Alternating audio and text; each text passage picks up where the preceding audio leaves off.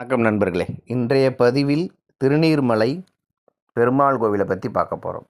ஸ்ரீ அணிமாமலர் மங்கை தாயார் சமேத திரு நீர்வண்ண பெருமாள் கோவில் அடிவாரத்தில் இது இருக்குது. மலைக்கு மேலே ஸ்ரீ ரங்கநாத சுவாமி, யோக நரசிம்ம சுவாமி, உலகளந்த பெருமாள் வீற்றிருக்கிறாங்க.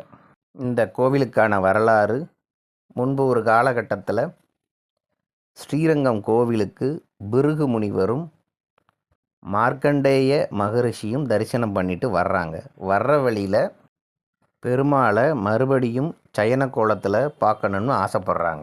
இதன் காரணமாக இறைவன் மலையில் சயன கோலத்தில் காட்சி தராரு அரங்கநாத சுவாமியாக.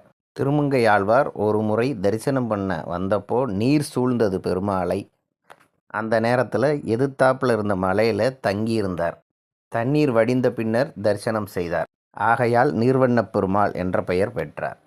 இன்றளவிலும் அரங்கநாத சுவாமிக்கு பக்கத்தில் மார்க்கண்டேய மகரிஷியும் பிருகு மகரிஷியும் இருக்கிறாங்க.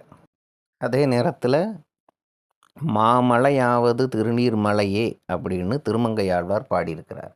நன்றி, வணக்கம்.